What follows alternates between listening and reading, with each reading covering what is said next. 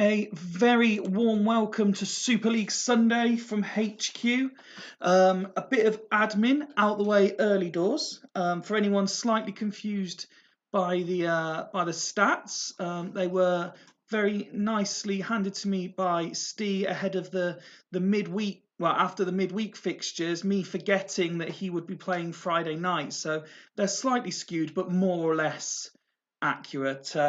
So no blame on the stats team for that. That's purely me. Evening Macca and Duggan, who are the only ones I've seen in the chat that I've not typed hello to. Other than that, I'm pleased to say I am joined by a man who can list, and please correct me if I'm wrong, SLF, Arsley Celtic, Ledesford, Devils and Spartak Sloths on his CV. Statistically, the best manager in Super League history, yet somehow without a star to his name. Good evening, Mr. Hodgie.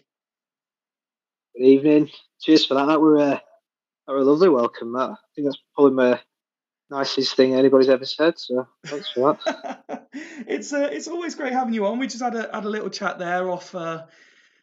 Sort of before we lifted the mics up. We couldn't recall exactly. I think you've been on once as Sloths Boss. You weren't sure if you've been on since the last season's final, but either way, it's absolutely fantastic to have you on with us. You were saying that in terms of the Sloths job, it's not been particularly difficult for you because there's not that many players to pick. But, 16 games in, you find yourself 13th position. But you're only 8 points off the playoffs, 4 points clear of bottom. Are you pretty much where you expected to be, or you're a bit happier, a bit more disappointed? What's the overall feel? I think I've probably done what kind of what I've expected really. We just can't really put any runs together. You say it's only eight points away, but to close that gap, we're going to have to start sort of winning, maybe sort of 3 and 4 together. And we just don't look like doing that now. I think best we've done is 2 in a row. We're just not consistent, but the squad's not brilliant. There's 1 or 2 players that played really well. 1 or 2 players that have let me down, and probably the rest of them have sort of played to their level, which maybe just ain't quite good enough for playoffs. But I'm not too disappointed by it, but there's nothing to be excited about at this stage. Well, I did a very quick sort of silent recap during the intro, but for anyone that missed it, let's see what's happened. So when we were all together on Thursday, we had a lot of ones being scored. So Churchtown drawing 1-1 with Haggis, a dream result for everyone in and around the playoff mix. Fulchester returning back to the top of the league with a 3-1 win over Halls. We had the very exciting and entertaining 3-3 draw with Dragons, which seemed to cause some controversy after the event. Loco drawing 1-1 with Astor. Yourselves losing 1-0 to bottom of the table Burn, just to close that gap up a little bit. And then we had the 1-1 between both of our former clubs, Devils and Bostock Stanley. Then we had, on Friday night, it was all sort of going off. I wasn't entirely sure what was happening, but we had Dudley Hill beat Gazelles 2-0 in what was an absolute domination by the home side. And really the fact that it was only 2-0 was probably the only disappointment for Steve. Superb ratings all round, dominating in all the main match stats areas, and he was left very happy. Aside from that, Dudley Hill also won the Oceania Cup.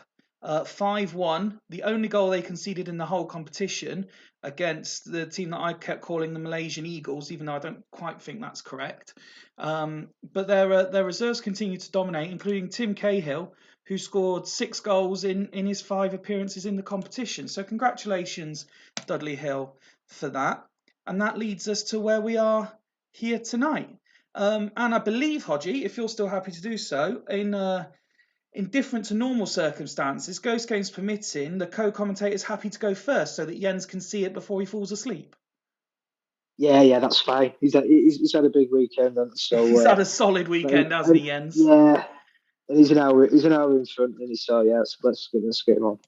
And that is in fact the game that the engine was going to bring us to anyway. So talk us through your lineup. It's the same tactic, but a couple of changes. So let's see if I can remember these. Harbuzi drops down one place and Rakoba comes in into attacking midfield. You've now got Risa and Patsazoglu playing in the holding midfield positions, and Richards has to come in for the unavailable Kivu. Yeah, obviously that one's in force, so Richards is in. I've got Materazzi, but he's just been an ob since I've got here, so I just decided straight away I'm not going to bother with you. So it's Dean Richards. I don't mind him, but he's not Super League level really. I don't think. Reese has come in because everyone else who I've played in there outside of Patzoglu's been pretty poor. Reese has not been brilliant, but he hasn't had many consistent goes really. Barbuze, I'm just going to give him a go. Just going to stick with him. Dropped him a little bit deeper because he didn't have the greatest debut. He's not very good, is he? But give him a go. Ricoba comes in. I know a lot of people don't like him, but I did all right with him at Ardsley. He did pretty well, and I've seen him. And Rob got a few goals out of him, I think. So yeah, he gets a nod. One player who, despite what might be considered difficulties within the Slough squad, one player who has impressed is the man that I was tipping to have a good season, and that's your captain for the season, Pizarro, who, on 7 goals at this stage, is challenging near the top end of the Golden Boot race. Yeah, he's a player who I sort of have always tried to get him in at Leddersford, and Rob didn't want to know. And I tried at Devils when I ended up with Kesman. I think he's a decent centre forward. I mean, we don't create a great deal, and we're never really on top. And he's got good numbers, so you know, in a good side, I think he'd go really well. I think if you stuck him in like Dudley Hill at a minute, who sort of playing really well, but maybe just not scoring quite enough goals, you'd really see him do well. Absolutely. Tolly unavailable tonight against his parent club. Jens has submitted this team. The only tactical alteration, former Devils man Mido comes in and he gets a forward arrow. He replaces Archie Back, who's dropped from the squad entirely. Saviola moves over to the right-hand side. Other than that, the other changes at centre back, a whole new pair. It was Baldini and Panucci last time out, but Rustico and Campbell both available again tonight. See them return. What have you made of the Halls team this year? Pretty similar to what they've always been. It's sort of quite inconsistent, and they're always sort of around the 6. They always just seem to be just the wrong side of the line. They should be beating us tonight, I think. Looking at that side of power there, that 4DMC's very strong. Van Bommel's done him all right since he's come in. So yeah, it'll be a tough one for us tonight. Mido never really got a look in at Devils, did he? But he's capable, and he's just starting to approach the age where his stats are developing. Are you worried about the job he could do tonight? Yeah, he's a decent player. So I've played him a few times and scored goals. It's just the guy we're competing with also did that and did it more consistently. Well, I say more consistently, 4 and 4. So maybe it's just it depends on players, doesn't he, when he's fit and he was scoring. So he probably deserves some game time. He'd be playing for me. Yeah, definitely he'd be playing for me. I'd have him in. Well, again, as this is your club, I won't ask for prediction. I'll just wish you good luck, and good luck to Jens as we kick off the opening game of tonight's Super League fixtures. And shooting from range, a couple of attempts for Sloths early doors within the first minute or two. But Halls open the scoring through ZZ Roberts on 4 minutes and try a quick fire double. Mido then with an opportunity. Fails to score. Looks like someone might be carrying a slight knock there for the away side. But that first half has absolutely flown by. Not much action at all. Look how, well, that's not the biggest bar at all. But Hull seemed to absolutely dominate from what text there was, Hodgie. Yeah, quite a lot of our games go like that. Pretty quick. Not much happens. Yeah, it's not great, is it?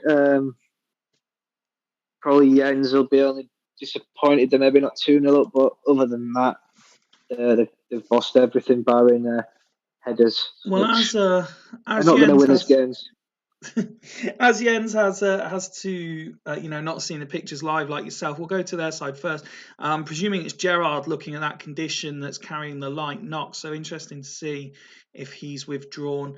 All of the players seeing plenty of the ball, the shots being shared around all the players. Jens be wanting to see, other than Gerrard's condition, there's not a lot there that will be concerning him, is there? No, pretty solid performance. Contra on his 6. I think everything's yes, Candela as well on his 6. Both the wide Always men seem to be struggling a yeah, little bit, yeah. just doing us through the middle. Jens saying as is till 60, Stevie has got a knock. Let's have a look then at your team. Solari, Recoba, Pizarro, sort of the more attack-minded players getting 6s. However, I mentioned Patsazoglu in the sort of build-up to this, and he is excelling tonight. Yeah, he's probably in Pizarro and Kivu probably our best 3 players. He's always a pretty consistent performer. I've had him before. You know what you're going to get from him. It's just the attacking players. I think that's the difference. I think there's a lot of good defensive players. So even the sort of shitter teams are always going to have a few decent defensive players, but your good attacking players are harder to come by, and that's where it gets spread a little thinner as you get a lot way down the league, and that's what's letting us down, really. Okay, any changes for you at halftime? Oh, no, we'll stick with it for now. You're sticking till 60 as well. Let's kick off and see what happens. And there is Pizarro, but it's been disallowed. It looked like a very early equaliser, but ruled out for offside as we reach the hour mark. And ZZ Roberts does double the advantage just as we pause it for the break. Unfortunate for Sloths. You thought you'd equalised, Hodgie, and now you find yourself 2-0 down. Yeah, to be honest with you, I'm it's a bit slow as my text. I'm only getting certain bits of text. Yeah, you're not missing much, believe me. I didn't see it go in. That's how I get disallowed. I'm going to bring Solari off here and bring Babayaro on. Anything in addition? No, I'll stay with it. Okay. Let's have a look then at Hull's. It was ZZ Roberts who scored just as we hit the pause button. The man on a brace is also on a yellow card. Gerrard's fitness dropping to 69. Sol Campbell also seemed to drop a little bit of condition there as well, dropping to 79. Will Jens think this game is done and start making a few changes to rest people, either fitness or disciplinary wise? Be interesting to see. Look back at the match ratings briefly. No one really excelling ratings wise, so it looks like a solid team performance, Hodgie. Yeah, I think they're just turning up. Everybody's doing their jobs and they're getting a result. And as you say, it's not a great performance against them, is it? No one's doing much for us. It's another poor one here. We need to step on the gas here. And Hull's go 3 up, and it is Mido with his first ever Hull's goal. Makes it 3-0 to the away side. And Sloss pull one back through to Nielsen on 71. Can they get a second and make it interesting? 78 now on the clock. If anything's going to happen, it's going to be late. But a goal here, maybe. Oh, just missing the target. 85 now on the clock. Only 2 minutes being added on. Pizarro with the opportunity. And we move into injury. Sorry? Even this is better. Do you know what I mean? That's sort of that last 20 minutes there. At least it was a little bit encouraging. It's decent to watch. Absolutely. The last 20 minutes was certainly the best bit of the game, but unfortunately at full time, you're on the end of a 3-1 defeat. Yeah. Deserved. Well played, Jens. Well deserved that, mate. Let's have a look then. Babayara came on and certainly had a bit of an impact. I'm looking at how much all of your players' condition dropped towards the end of the game. They certainly put in the effort, that's for sure. They've worked hard. Patsazoglu maintained his 9 rating. Risa next to him, you said no one's been good next to him. Risa getting an 8 rating. the joint second highest next to Lamey, who was it that was on a couple of weeks ago? Was it Martin who criticised Lamey? But he's actually been, for me, one of your better players. He has. He's played. He has. He's been pretty consistent. I know Campbell always likes to have a little dig at Lamey as well. But no, he's been a good performer. Picked him up in the auction, so You did? cost me anybody. But yeah, it's not a bad performance, that, to be honest. Man for man. No, not at all. Probably, obviously, Dimic is on a 6. He'll come out for Kivu, so he should be back. He was just a little knock. And then, obviously, like you say, Babiara didn't do bad.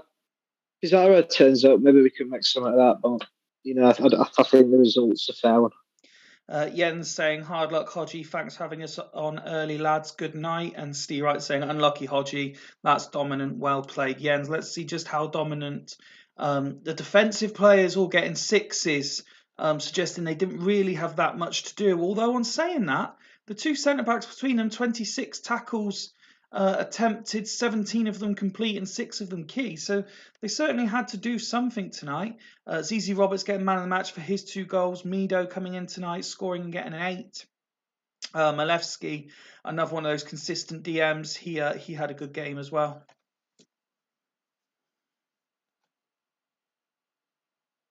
Audrey, you still there? Oh, yeah, you just froze there. Sorry, I was just going through the Halls ratings. Have you got them on your screen? Yeah, I've got your screen. Excellent. I never lost your screen. It just froze. Oh, okay. I was just saying, Roberts man of the match and Malevsky continuing his good run of form, widely said to be underrated in terms of the elite DMs. Yeah, he's a solid player, is Malevsky. I had him at Ardsley, good player, consistent. Again, he's one of the, like you said, there's how many DMCs is there? There's loads in there, loads of good ones, plenty for every team. Absolutely. Well, congratulations to Halls, commiserations to Sloths. That brings us on to a game I'm very interested in. And first, we look at a club that we both know very well, the Devils, away to Dragons, and a couple of changes by Rob to the team.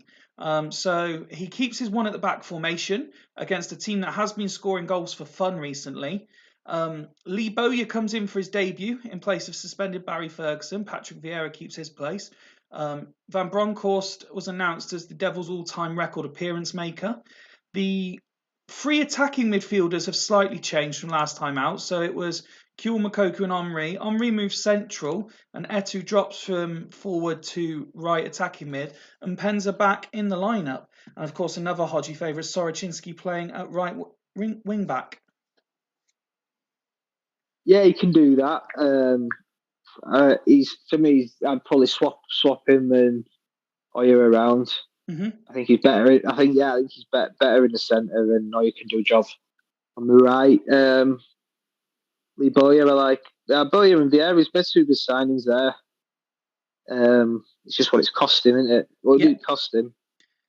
So he lost Dyer. And he lost Aymar. Yeah, so it depends, doesn't it? It depends how it goes. Obviously, Lee Bowyer is a great player, but he is Barry Ferguson, isn't he? Yeah. Can you get them both going together? Do you need both? Probably not. Would you have been better to have kept Dyer and done the Vieira for Aymar deal? Well, that's maybe not a bad deal. So far, this has probably been, with the exception of this little blip here, this has been the most average Barry Ferguson's been in this save. So maybe that's why Lee Bowyer has been brought in. Yeah, we see as well that blip that you're talking about was when I had him and I tried to play him in the 2 with Emerson, and it didn't work at all. Which is he going to try and do? Is he going to try playing in the 2 with Bowyer? So let's have a look at the free scoring Dragons, who have 11 goals scored in their last 3 games, 9 conceded. So this could be a very, very entertaining match. A couple of changes for them. And I can't try and remember what they are. So Saeed comes in for Ekiog, who is injured, and Juan goes on the bench. Dyer starts, that's not changed. Oh, and Fit Again Polish lad comes back in for Riquelme, who drops to the bench. Yeah, Riquelme's shit. Everyone's had a fucking go of him, haven't they? He's just he's shit. And Maka goes, "Oh no, I got Riquelme go." He weren't that good. It was Maka got the best out of him. That's what I'd say. I think that was before when he was at Panathinaikos, and he got the best out of him. Yeah, fair enough, but he was still shit. I like him. He's brilliant on an own save, isn't he? He's good on an own save, but Yeah. he's I don't know what it is. It's funny about the Super League, the amount of people that are good on home saves that don't quite make it at this level. Yeah, it's weird, isn't it? Can't figure that one out because there's plenty of players that are good on home saves and are just as good in the Super League. So, can I ask maybe you for not the certain first numbers, time but tonight for your score prediction, please? yeah, I'm gonna go 3 apiece. 3 apiece. Nice. Yeah, neither of them want to win. Neither of them want to win, but they're both want to score loads of goals. Excellent. Well, Dragons have had a couple of attempts within the first 10 minutes, failed to score. It'd be very odd to see Kieran Dyer score in this one. It's Henry who opens the scoring for Devils. And another opportunity there from Penza, but he fails. And then a whole chunk of time passes without anything really happening. We're at half an hour now. Devils still look to be shading it. And it's a penalty. And it's missed. Soroczynski misses the penalty. And Dragons are still in this. Although Devils are absolutely piling forward. This is unbelievable. And Dragons go to up the other end, try to score, fail to convert themselves. And there it is. It's Sigalko with his 10th of the season on 43 minutes, makes it 1-1. Nesta with the latest opportunity for Devils. Their attempts must be in double figures at half-time. And Nesta, the single defender, has been sent off on the stroke of half-time. Maka saying, post-redraft, give me Riquelme, Zidane and Owen. Did you not have Owen in this save at some point, Maka? I'm sure you had him at Fulchester. Rob saying it'll finish He 1-1. did. He did have him and he was shit. Dan saying as is on Rob's behalf. I mean, obviously one of those three attacking midfielders, surely. Yeah. Oh, do you know what I'd do? I'd bring Van Bronckhorst off. I'd put Kewell on the left and Montero at centre back. Montero for Mpenza is the sub. Is he going Nort up front? Rob, if you can just confirm, or do you want Omri or Etu moving up there? Strange that Mpenza's coming off, in my opinion. Yeah, you don't bring your big number 9 off, do you? But then Rob hasn't rated him. He's been on the bench the last couple of games. Yep is the answer. Barca style 0 up top. Obviously, we're at half-time anyway. But Duggan, if you want to react to them playing 0 up front, maybe you want to revert to 1 at the back, I don't know, to mark the nobody that's up there. You can obviously do that. If he's not playing anybody up front and he's got his 2 centre halves on man marking, are they just going to be like wandering around looking for somebody? Just meandering around. Yeah. Duggan's saying no. Duggan's saying no change. So we get to half-time. Let's first go and have a look back at that penalty. So Omri picked the ball up. Davids tackled and knocked Omri to the ground. The referee gave the penalty. Soroczynski took it and missed. It was saved by the goalkeeper. I was sure Devils' attempts would be in double figures, the amount they seem to be shooting. They have created slightly more, but they are now down a man. Probably a draw, about the fair result at half-time, I would say. Hodgie, looking at that? Yeah, it seemed, to be fair, Devils seemed a little bit more on top and obviously missing a penalty. It was always pretty decent on penalties, Soroczynski. So he obviously hasn't got him set because neither did I, and he always seemed to take him for me. Shiotis getting a 9. Part of that penalty save will be part of it. Davids, who conceded the penalty on a 5 at half-time, littered with 7s throughout the team. Lezans, their defensive midfielder, has rated an 8. He obviously, Duggan hasn't made any tactical changes with a view to half-time approaching anyway, so he may well do now. Do you see him altering things at all? Ooh, I'm not so sure. I mean, Saeed and David's both on yellow cards. That's a dodgy one, isn't it? They're both liable They like a tackle, to. don't they? Yeah, they do like a bad tackle. But it's not. David's on a fire. I'd leave it personally. Looking at his bench as well. Well, there is a There's not slight much there. alteration. So Bishkan swapping with Saeed and Riquelme's coming on. Swap Montella and Segal, and then the strikers are swapping sides. Yeah, I can see the Riquelme one getting Saeed off there on that yellow card. It's definitely a wise decision, I think. And then Rob's saying he'll make changes at 60. So no need to click on their tactics. Let's have a quick look at the ratings, though. Sevens throughout. Everyone's seen some of the ball. Shots are reasonably shared out. Kuhl's had the most of them. Henri's had a couple. Obviously, Sarchinsky missing the penalty. Van Bronckhorst on the other side having a crack as well. It just seems a game that's a bit short of quality, doesn't it? Well, let's go. Nobody's really letting the side down, but nobody's sort of standing up. Somebody maybe needs to grab this game by the scruff of the neck and well win it. Let's go to 60 then and see what happens. The 3-all is still a possibility with these two sides, of course. As Devils have another couple of opportunities. The one thing you can say about this Devils team, whenever they're down to 10 men, they still have a go.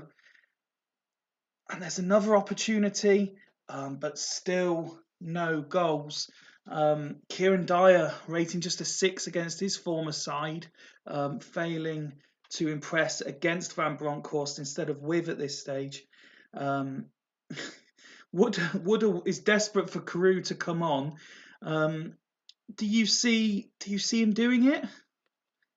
I'd get Carew on for Davids. Go 3 up top. Yeah, and go 3 up top. Need to start winning games, don't they?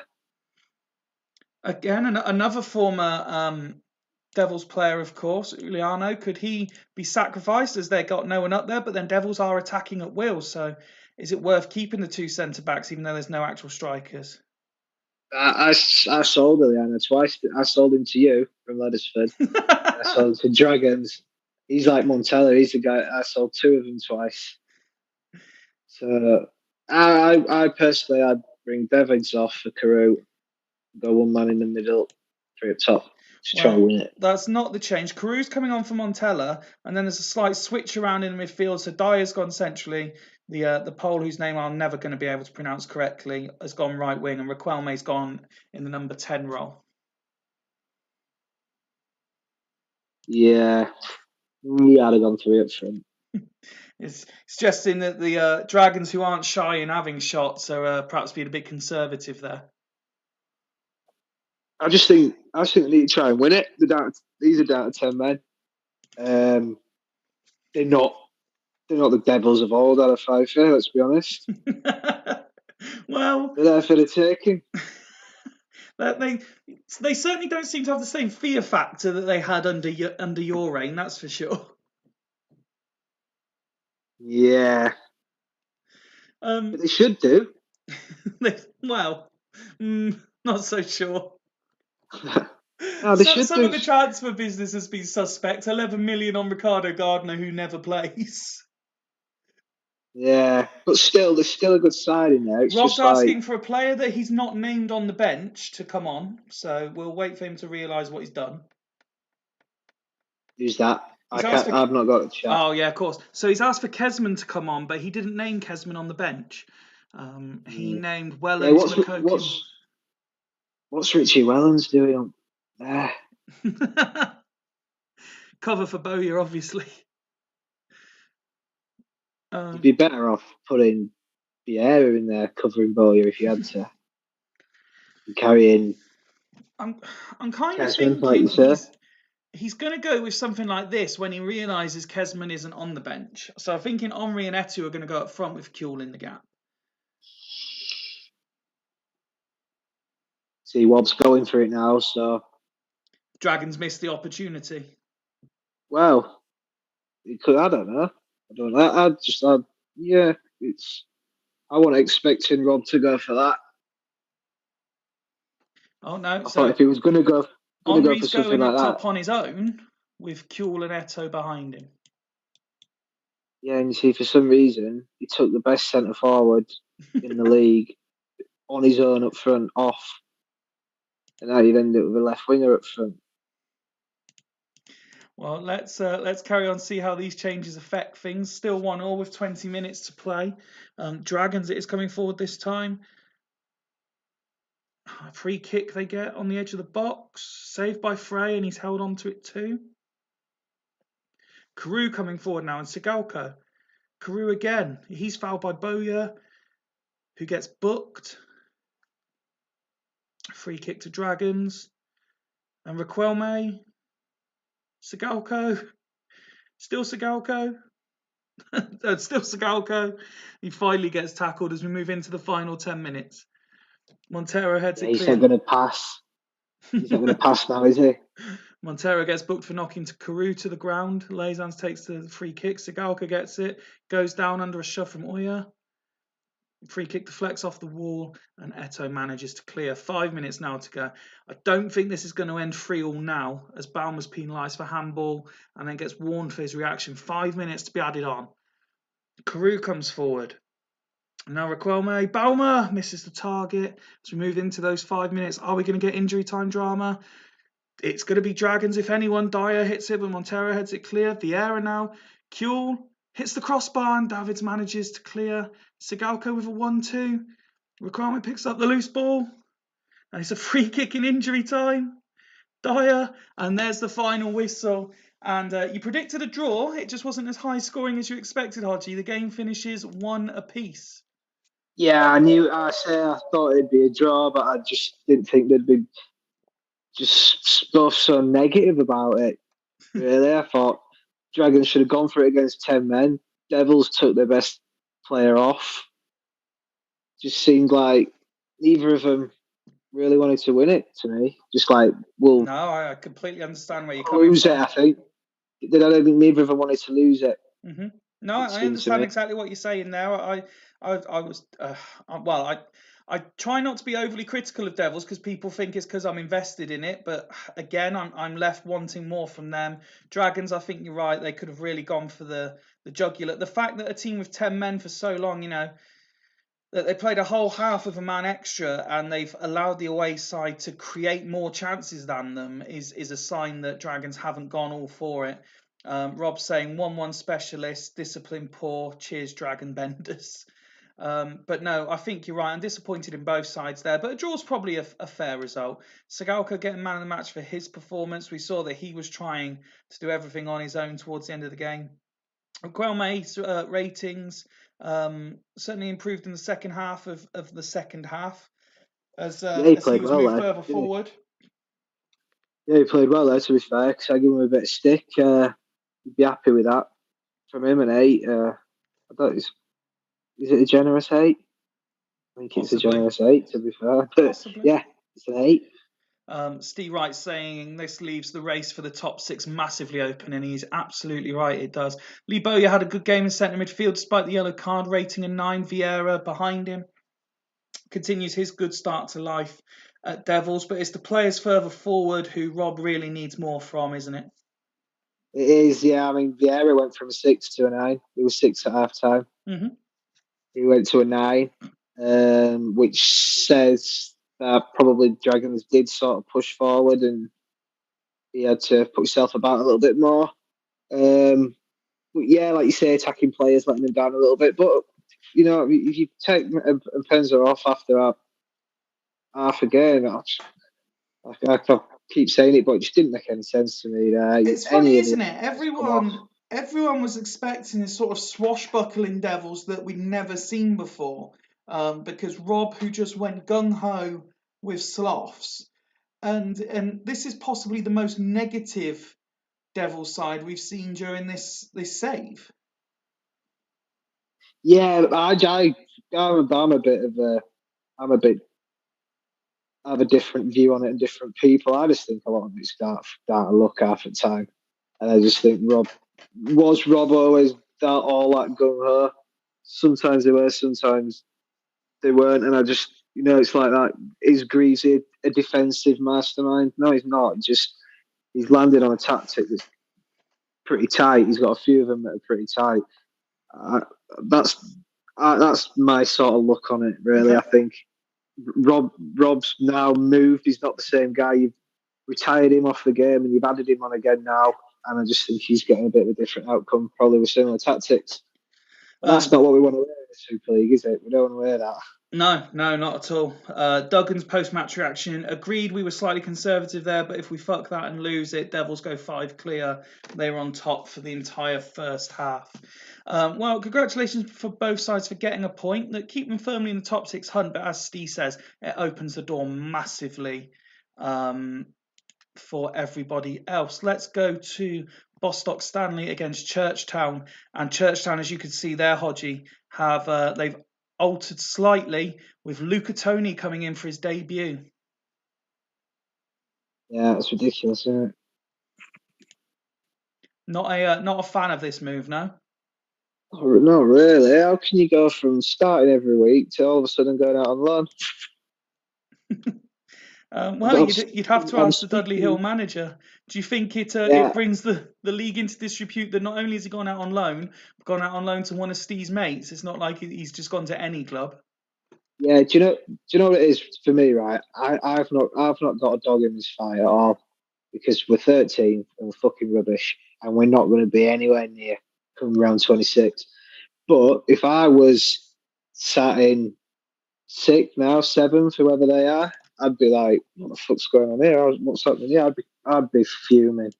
I would have quit so if 3 you're times. so you got Dudley Hill currently 3rd, Churchtown 5th. If you're looking, say, Ledisford, Halls, Bostock, Dragons, Gazelles area. If I'm still at Devils, I wouldn't be there. But if I was still at Devils and we were 6th with fucking losing and 5 and all that shit, and now I were looking at that, I'd be thinking that's not fucking right.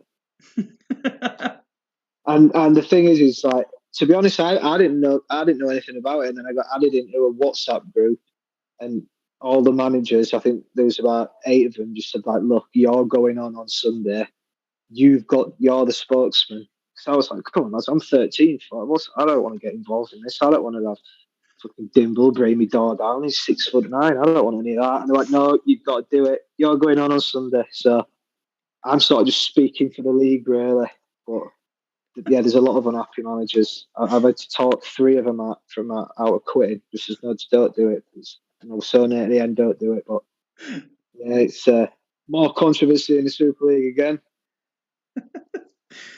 Just looking through the chat as you've been updating us on what's been going on behind the scenes.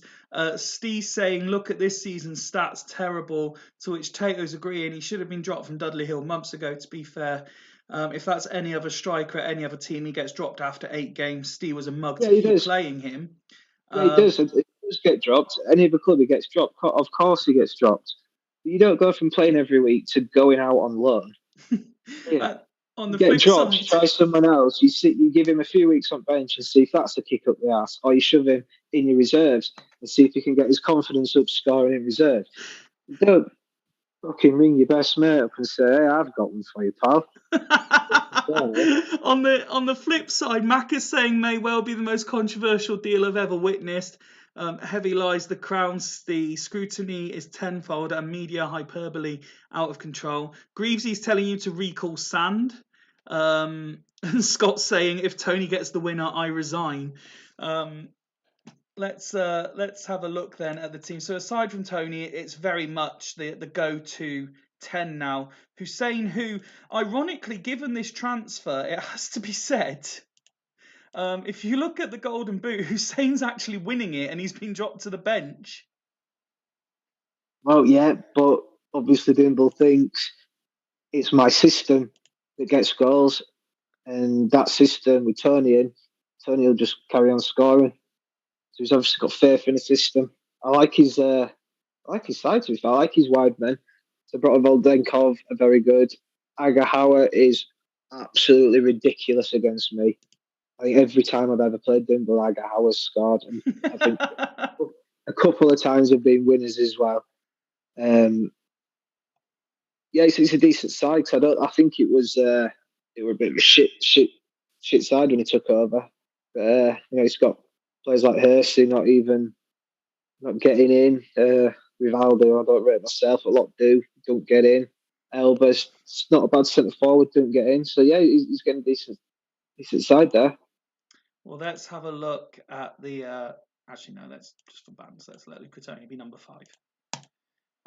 Let's have a look at the Bostock team, and they go unchanged from the draw with Devils last time out.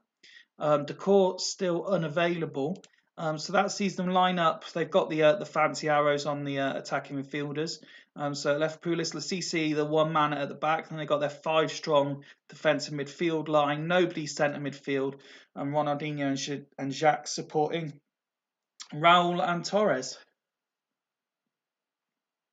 Yeah, an interesting one. I don't think we've seen this from any other manager. It's very unique to Scott formation.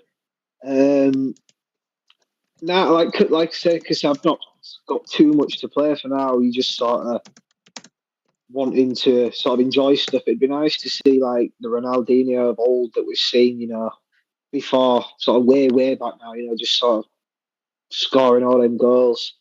Although he's done all right in patches, he's never been back at that, where he was. Was it Hulls that had him, where he scored all them goals all them years ago? Yeah. Yeah, to see him back at them levels. Obviously, he's had a decent start looking at that, so interesting to see how he goes. Sort of big business come from Scott. Losing to Roberto, I don't think it's that bad because young Pio's a pretty solid player. Ziriberto getting a little bit inconsistent with injuries and missing quite a bit of football. So, yeah, they've sort of gone big, haven't they? Sort of one last crack at it. One at the back seems to be in fashion at the minute, doesn't it? So, see how it goes. The ever controversial figure of Wayne Dade overseeing this one. We've already seen one red card tonight. So let's see. What's your predictions for Bostock Stanley against Churchtown, please? Well, seeing as Wayne Dade was in the WhatsApp group, I'm going to go 2-0 Bostock Stanley.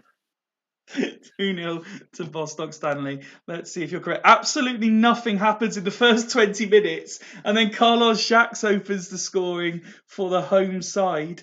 So it's all going to plan so far, and it's Bostock who continue to come forward. Lucatoni with his first chance puts it over the bar. Alf saying who's going to get sent off.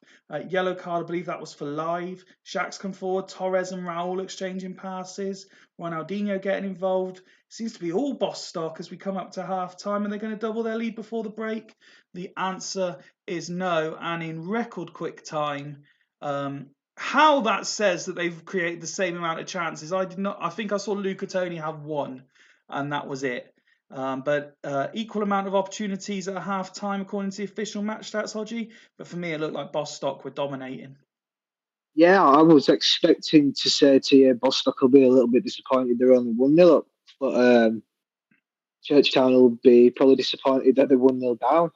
Looking at them stats, it did seem Bostock, but obviously then 5 DMCs, it's pretty packed out in there. They're probably going to see a lot of the ball, maybe not in quite so dangerous areas, and that's maybe why it's been a pretty even game. Looking at the home side stats first, the CC having a obviously good game, defending on his own. Cafu, the standout player out on that right hand side, continues to generally excel despite his ever advancing years. Live yellow card may be a point of concern, but there's no real fitness worries there. Do you expect Scott to go as is? Yeah, I think he'll stay with that. Steve saying the most even stats across the board I've seen. There is an alteration. So Gonzalez is coming on for Raul, which is a bit of a surprise for me, considering Raul's performance.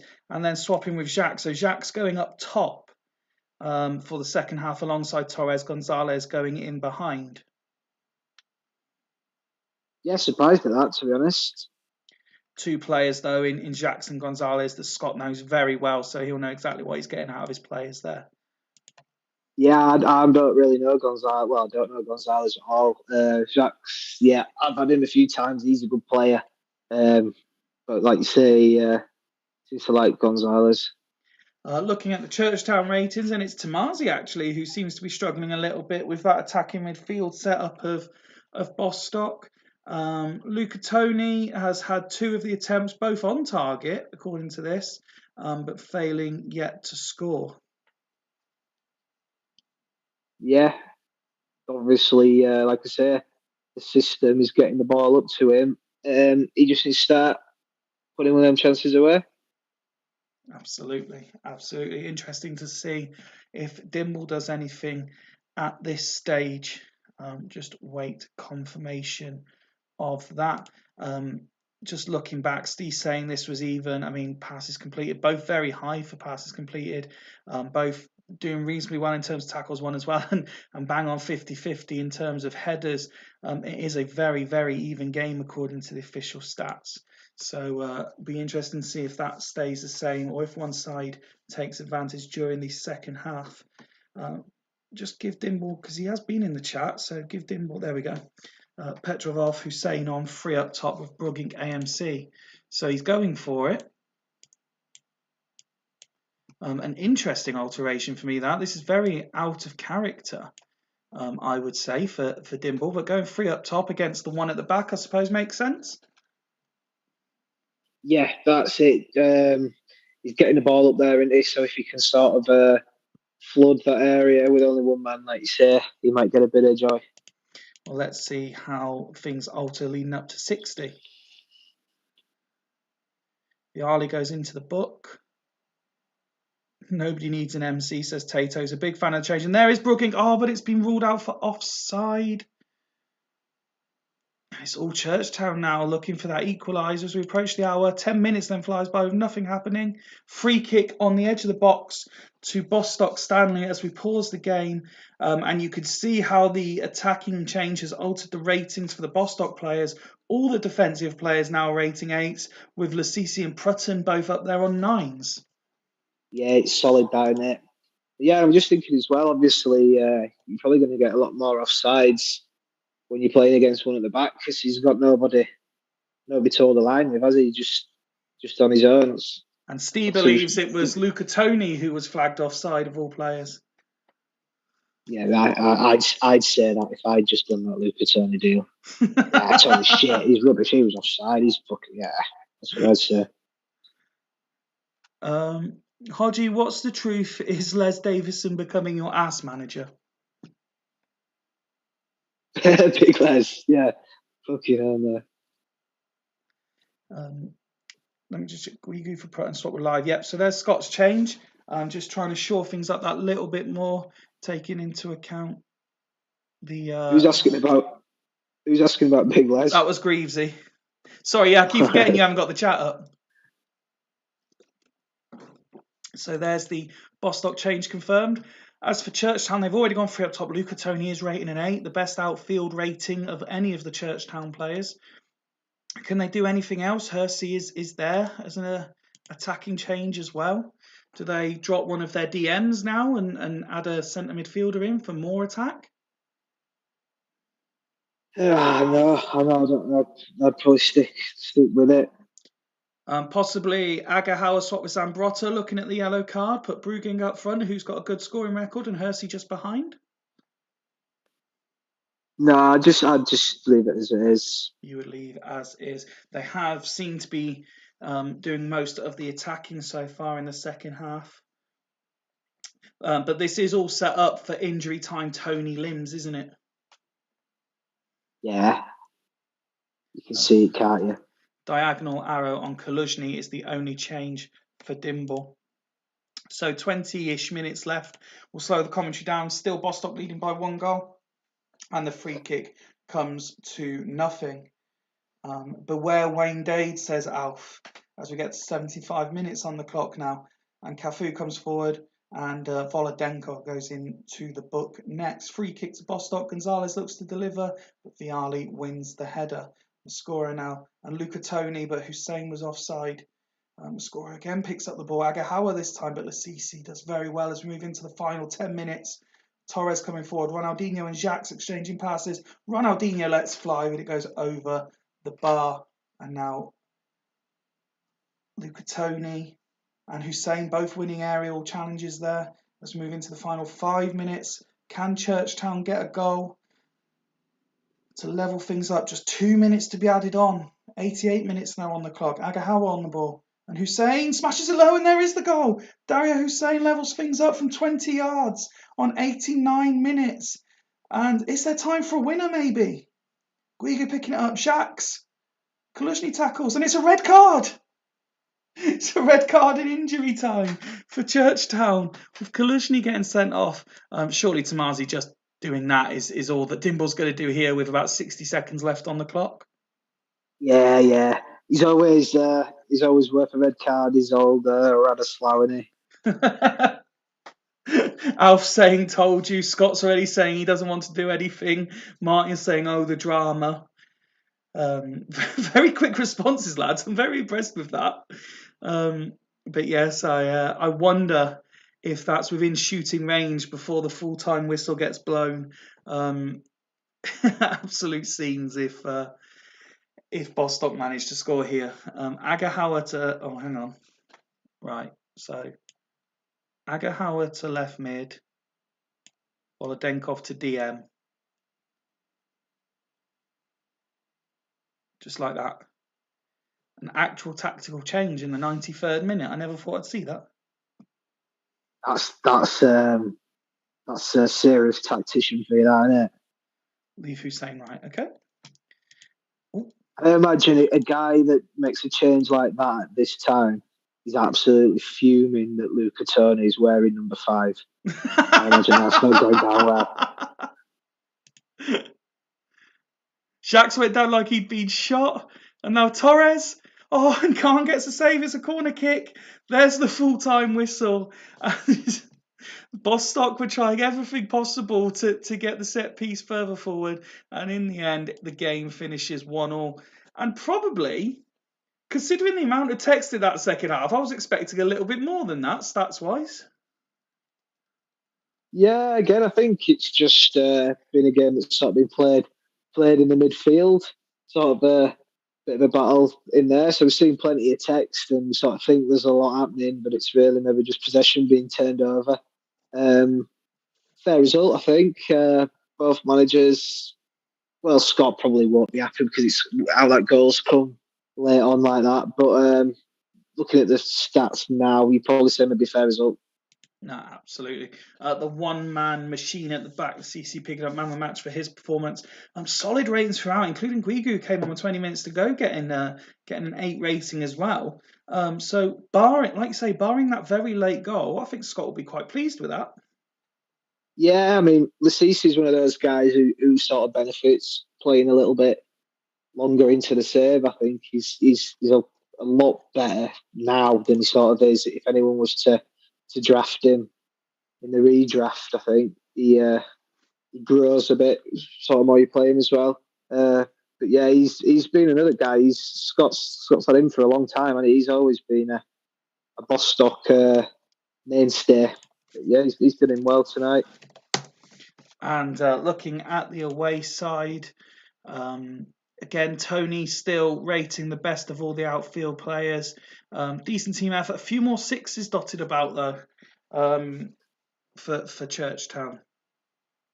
Yeah, I mean, yeah, you can't believe really that with Tony being so shit, he's got an 8. Yeah, good performance. Be encouraging for Dimble that his new man's got an 8. What do we have on recalling loans? Can you just do that whenever you want, or what's the crack with that? Why you want to recall Sand? No, I'm not. I'm not going to stoop down to those levels. No, I mean if Luca Toni was to start firing in shitloads of goals. Yes, Steve has to inform Dimble that he's doing it, but once he's been told, then yes, he can recall him. Yeah, right. I wasn't sure whether it was sort of like once if they loan them, that's it. The loan's the No, loan. because in fairness, I do believe there's been at least 2 loans this season being agreed by sides that already had loans, where the original player on loan, their parent club, the manager didn't know they were getting the player back. Right. So I think managers have just been doing whatever they want with regards to loan players and pissing about, basically. Right. I do believe there's another one being announced. I'm sure Greavesy sent me a message. Someone else is getting. I think he's signing someone from Halls on loan, which I will have to look into and sort ready for Thursday. But congratulations both sides. Another draw there, and again another result that will please everyone else in the playoff hunt. Yeah, that's it. When you're chasing, you just want 6 draws and your side to win. And just as I say that, Tato saying these draws keeps everyone in touch with everybody else, don't they? Just about. Steve saying Dimble knows what he's doing. I don't, Hodgie. Steve, you won the Super League with Dudley Hill. Steve more loans than Wonga, says Greavesy. Here is the Loco side then. Last time out, they drew with Astor. Draws galore over the last couple of games. There certainly has been. They keep the Champagne Supernova tactic. Just a couple of personnel changes, really. Nothing spectacular. Veron still owning the centre of midfield on his own, and Crespo 1 goal in his 2 starts since joining the club. Yeah, he'll be happy with that. Obviously, to get that first goal, it's always important. Well, he did it in his first game. They also did it against us. They both scored against us. They did. So yeah, be encouraged with that. I think he's done some good business there. I do. I know a lot of people sort of a bit surprised with letting Montella go and bringing Crespo in, but I think if he can get Montella going, he could probably get Crespo going. I always find Montella to be a bit hit and miss, whereas he seems to be quite consistent under Greasy. So maybe he's got a tactic that is well suited to a one up top. I think Crespo in the right setup will score goals. Absolutely. Let's have a look then at the Gazelles team, whose manager has just left the stream just as his game's about to start. They alter a few instructions more than anything, and there's a couple of personnel changes.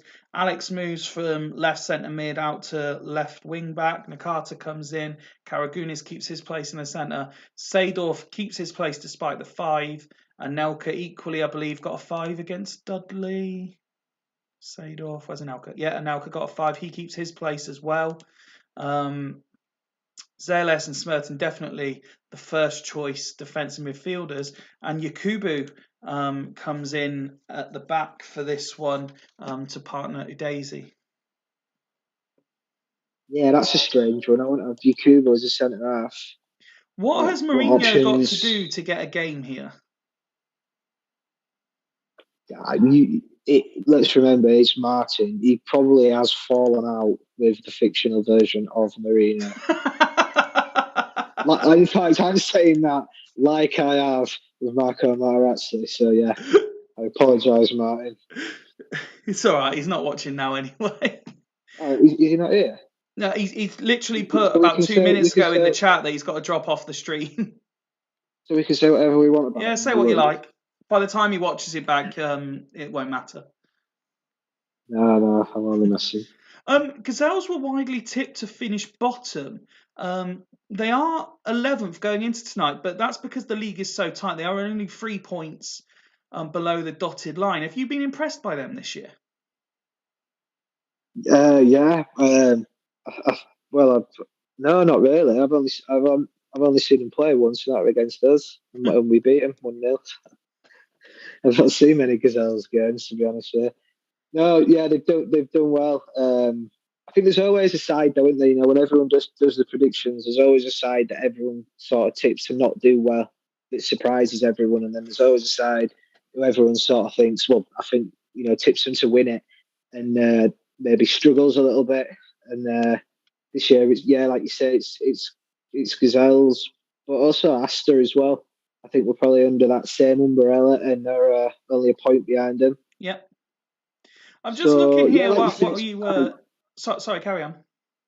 So I just saying, yeah, like you say, it's tight, really. I mean, if we'd have won tonight, we could have been looking at it again and thinking, well, maybe with a little run. But it's just getting a couple of wins together, isn't it? Gazelles could go on a little run and shoot up that table. But on the other stand, if they maybe lose a few on the bounce, start drifting away. So it's sort of really important times now for these teams. They want to start making a move. I always think sort of just after the halfway point. I'm just looking at this league table while you've been talking there, and the emphasis this year is clearly on defensive record more than anything. Because if you look, I mean, we were looking at Gazelles, and I wondered how the 19 goals they'd scored compared. And with the exception of bottom of the league Burn, they're the lowest scorers in the bottom half, if you like. But Dudley Hill have scored less than them. Loco have scored less than them. Devils, I mean, that's just a fucking insult, averaging less than a goal a game.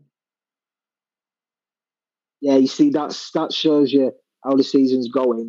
That they can average less than a goal a game and still be in the six. It's so clearly the only exception to that is Astor, who have become the draw specialists with 7 out of 16 games ending in a draw. They've conceded less than everybody else below the line, yet find themselves 12th because of their inability to turn any of these wins into draws into wins. Sorry. Yeah, I just think it's just a bit of a case that everybody's a bit shit. I don't think anybody's. You know what I mean? Like Campbell's doing really well, and he's fucking. Oh, we've got to say it actually. I think if we could all just look how many goals Aggie Hunters have scored, that's really impressive, isn't it? Well, 30 goals. That's averaging more or less two. Well, it's ever so slightly over two a game, isn't it? Yeah, he just wanted us to acknowledge it. No, it's not. So, That's really shit like, maths on my part. Sorry. That's less than two a game. Just under two a less, game. not far off. But no, if you look at that, like he's saying, like, what a great season we're having. Like, but they've not won as many as they've won. Like, let's not start fucking raving. How many weeks ago where Mac was asking how many points he needed to match Devils? Fucking hell, he's not won 7 times out of 16 games. I think everyone's maybe dropped off a little bit. Is that I don't because think the anyone. league is closer in terms of quality, or just It's as because you I'm keep not referring to, beating everyone's everybody gone a every bit week. shit? Yeah, it's because I'm not beating everybody every week. Fucking miles in front, saying, "Oh, look at that! Fucking hell!" Can I No ever one's doing it, and they're all just bunched up, and then they all go in the chat, and they all sit in the chat and go, "Oh, look how close it is! How fucking good away!" It's like, "Oh, you're all shit. That's why it's bunched up. If you all fucking lose to each other." Alf say difference is Macca knows how to win games. Can I have a score prediction, please, for Gazelles Loco? Evening, Smuts. It's going to be a draw, isn't it? It's going to be a draw. Well, why It's going not? to be a Every other draw. game seems to be, except for yours, of course. Gazelles go on the attack early, fail to score. Seydorf on the ball, does nothing with it. Loco go up the other end, fail to convert their chance, come forward again. Crespo, they want a penalty, not given. And there's Paul Scholes on 13 minutes to open the scoring, but Anelka levels things up on 21, 1-1 as we carry on. Barthez with another save there, 24 now on the clock. And then again, 14 minutes flies by. We're approaching half time, and nobody can take the lead. At the time of asking, I'd lost one game. Also, you bang on about it being predetermined, says Macca. We are at half time. It is predetermined. And again, another very, very even game. Yep, another tight one. Nobody wants to win tonight, do they? No, they want to see how exciting you can make these very boring games. Yeah, it's hard work. You're paying for this. Can I give my PayPal? I bet Alf will be up for that. Alf, can I give you my PayPal details, mate, for tonight? It's been hard graft, is this? Udeze is having a good game, as is Zaleas. Anelka rating an 8 because of his goal. It's been all right from Gazelle's point of view, hasn't it? Yeah, pretty solid, to be fair. It does seem to be a night for good defensive performances. So, like you just said, Udeze putting in good performances. Yakubu standing out at that 6. Not surprising, really, given he's not centre half and he's playing at centre half. But like you say, what options are there? He's not going to play. If Mourinho's not making the bench and you're playing a right wing back, maybe at centre half, then he's never going to get a game, is he? So then you're probably looking at Palmer or Dukar.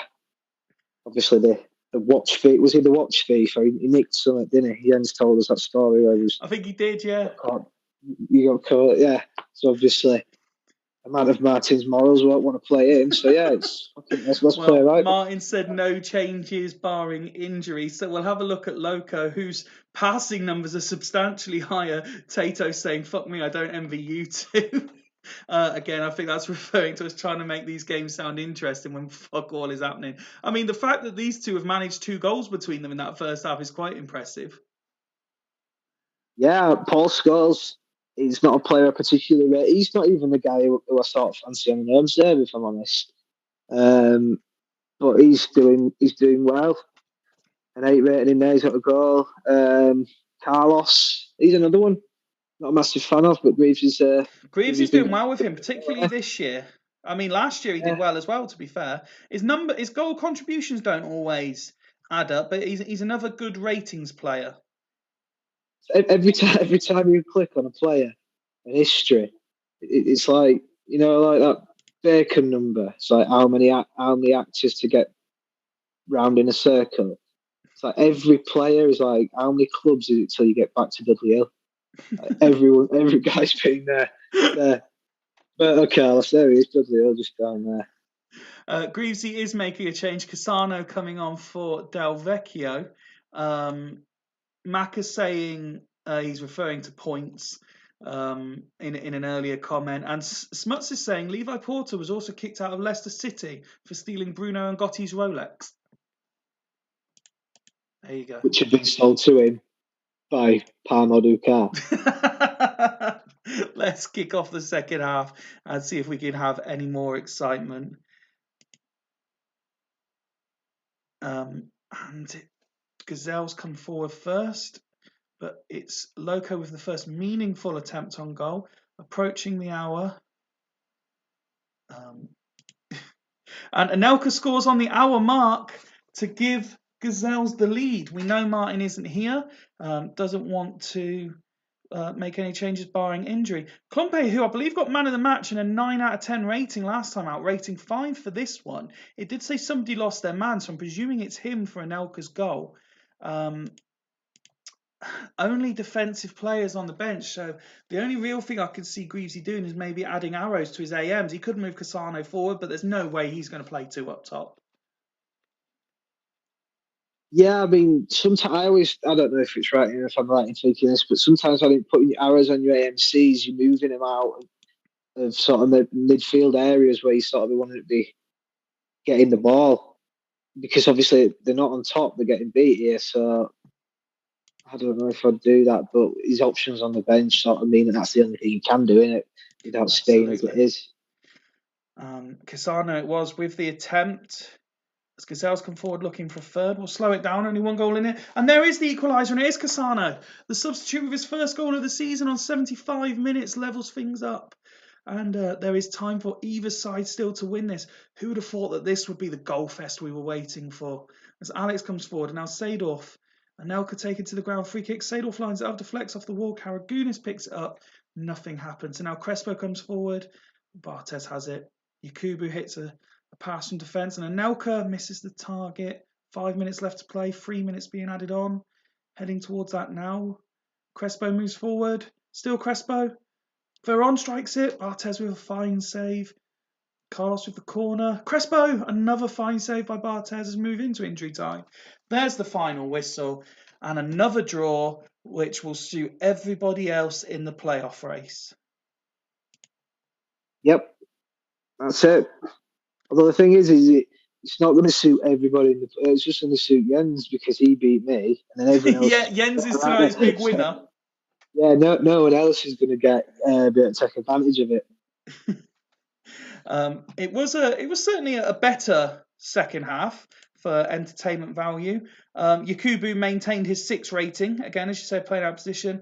Anelka and Udesi, it was rating 9s, yet neither getting man of the match. But it suddenly looked a solid team performance by the home side. Yeah, decent performance. That, like you say, I think especially where other results have gone, he'll be probably happy with that.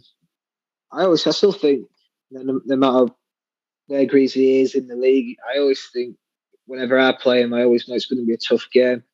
So even when he was struggling a little bit last year,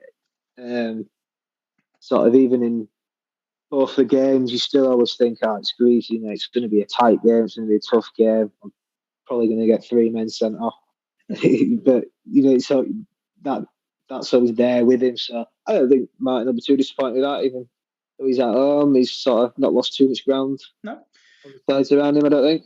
Well, not with everyone drawing tonight. No, post-match reaction. Tato saying, still only one more clean sheet than me this season, Greavesy. Pour that from the defensive king. Steve saying, draws. Greavesy referring to Martin as a lucky bastard. Tato 4, Steve 0 incoming, says the Dudley Hill manager. Well, let's find out as we go to Dudley Hill versus Ledisford. The defending champions and new champions of Oceania, after, as we saw earlier, beating the Malaysian Eagles 5-1 in the final. They revert to the same tactic that beat Gazelles on Friday night. So that is this, and it's the trio of Nikiforenko, Sand, and Olasadabi that's decided to retain the title for Dudley Hill. Do you think that's as strong as Saviola and Tony was? No, I think I'm quite surprised at that, to be honest with you. Has he been playing like this for a bit? Them guys? No. So Friday night I against know he's not Gazelles had was the first Sand. time he played it. Yeah, I mean, 2 centre halves solid. I'll be out. He's hit and miss if you've got him on a hit. Yeah, he's great. The 3 across DMC, very good. Vogel, I like. Alessandra, not for me. Nikiforenko, this version, not for me. Eliza Darby, nope. Sand, obviously. If I rated him, he'd be playing for me. So yeah, it's a sort of a real team of 2 halves there. It's like back half of it's world class, front half of it's not as good as it probably should be. But he's 3rd in the league, so it's working. Yeah, and that, like you say, the back half is where they're doing the damage, because it is the defences that are keeping teams in the top 6. As for Ledisford, they continue with this sort of ode to devil tactic. Last time out, they did this sort of weird diagonal arrows here. They've gone with more conventional arrows this time round. I saw a message, I think it was in the group chat, from Tato saying he wasn't happy about playing a striker in attacking midfield, but lack of options seems to be his issue. Rayed was initially selected, as the manager overlooked that he was playing for Egypt in the Africa Cup of Nations. So it's worth noting, Tato, he may be gone a little while, as he's got at least 3 fixtures to contend with. No Kerr or Castillo or Dunn selected for this one. What do you make of Tato opting for this sort of formation? Well, I always have a rule. I've always had a rule, 2 rules when it comes to formations, and it's you either pick a formation that you're going to play, and then you pick the players in the positions that fit that formation. So, if you're playing 3 AMCs, you play 3 AMCs in there, or you pick your best 11 players. I mean, whoever they are, you then mould them into a formation where they're all playing the best position. And so are you suggesting he's done neither of these things with this team? Yeah, no, he's not. He's done neither. He's obviously and he said it. He's not happy with Constantino at AMC, and I wouldn't be at all. I don't like that. There's odd guys I've maybe made an exception to where I've done it, and I've done it maybe out of a necessity, and it's worked, and I've stuck with it. So would And you if be more possible. inclined then, if you were to play this, to either play Dunn or start Gallardo? Even Castillo Well, to an extent. to be honest with you, it's another one where I'm looking at a former club of mine and thinking, what the fuck's happened here? Are you, This is it. whenever you leave, people We've just done. dismantle very good sides. Yeah, I've just seriously been asked on a Sunday night as a Super League co-commentator, would you play David Dunn? No, I won't play David Dunn. He's he's playing one up top and he's got Van Nistelrooy and Vieira, so that makes no sense. But yeah, each their own, innit? Again, I'm fucking down on the table, so fire back at me because I have no comeback there. I've been fucking rubbish this year. Well, let's. Alf saying I'd play Petkov anywhere. Steve suggested he's going to lose this 4-0 based on other results tonight. What's your prediction? It'll probably be a draw, but yeah, it'll probably be a draw. Probably one apiece. One apiece. Tato saying it'll be 3 up top by half time. Let's find out. It's Ledesford who have started the quickest. And they take the lead through Zé Roberto's first ever goal. And a yellow card early doors as well for Dudley Hill, who come forward themselves looking for an equaliser. Samac with an opportunity. Van Nistelrooy getting on the ball as well. Ledesford trying to go 2 up at the home of the champions. Nicky Franco goes in the book. We're at half an hour now. And Ledesford do go 2 up. It's Van Nistelrooy with his 10th of the season. And, wow, suddenly that defensive record I was talking about at Dudley Hills is taking a bit of a battering. And there is the half-time whistle. Champions 0, Ledesford 2. Look at the amount of attempts they've created there, Hodgie. Yeah, well, that's it. You see, obviously Dudley really strong at the back, but if they have an off day, the league table or the goals for column says that they don't get many back. You know, if Dudley concede 2, they're not going to get 3 points because you can't see them scoring 3 goals, can you? Well, let's have a look at Even Dudley if Hill. even if they don't go 2-0 down, I'm just saying if they said you're going to concede 2 tonight, are you going to get 3? Well, this is it. So again, they're averaging less than a goal a game at the moment. Yeah. So as champions. Yeah, I want to refrain from using the worst defence of a title because they are up in the top 6, and it's a different era of Super League than it's been before. But to see champions not averaging a goal a game in a defence is a bit shit. Yeah. Mac is saying Luca Toni getting recalled tomorrow. it's one of those things like they say that in boxing you're a paper champion, and it's like, without wanting to sound all bitter, we all know that who the champions were last year. The side that fucking beat everybody week in, week out, broke records left, right, and centre. So that's maybe why it's been such a poor defence, because they're all still pissed. Still fucking going out every night, just thinking we can't believe we're fucking champions here. Well, that attacking triangle. In all seriousness, I think, in all seriousness, he needs to get Roy Mackay back in there. The Roy Mackay last year, if he can get him going, get some goals, and with that back line, he'll make 6. He'll be fine. So Steve going 3 up top, as far as I can tell. D'Alessandro coming off for Mackay and Vogel playing in centre midfield on his own. I was going to say the attacking trio as it was, San, Sadebe and Nicky Ferenko, did so well against Gazelles Friday night, but all rating 6 at half time. Dudley really struggling to create anything. But this is where I think, how does this help? If they're struggling to create and you take a body out of the middle of the park and throw an extra one up there? Well, yeah, I'm always a bit of don't think too logically. More guys nearer the goal means more goals. He's also put in extended lines on his wing backs. Yeah, I don't like them long lines. It makes me tired looking at it. Let's have a look at Ledesford then. The first player I'm trying to find there, Constantinou.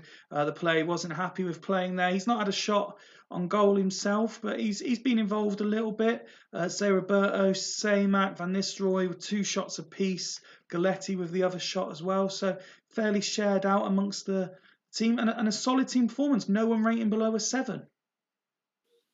Yeah, no, he'd be happy with that, and obviously, and Day's prone to do what Vieira does quite a lot and step it up in the second half. He'll probably come out of it with a 9, Well, which again decreases Steve's chances of getting a couple of goals back. Tato saying as is till 60, and also points out that he doesn't think he's won away yet this season and always crumbles in the second half. So let's see if that happens. They want a penalty, not given. Reached the hour mark in very, very quick time. 64 now on the clock. And I don't think Dudley have done anything in that opening 15, 20 minutes of the second half. So the move to 3 up top has not really helped them thus far. No, it's never a sort of guaranteed thing that as you shovel that up front, you'll suddenly start scoring goals, is it? It's always a bit of a roll of the dice, but still plenty of time yet for him. Absolutely. He has got Royce on the bench as an attacking midfielder as a potential change, although I don't see that happening personally. Well, it's a shit Nikiforenko, isn't it? So is Royce any worse than him? Probably not, no. Royce is coming on for Nikiforenko, is the change. What happened to Dida playing at AMC? What happened with that? Dede? He was in that one. Yeah, that's it. Yeah, that was a one. That was a one-time thing. I think Steve was on the editor, saw he could play there. It didn't work, and he reverted him back to his normal position. Sand has moved to the central striker with Roy Mackay as the wide right forward.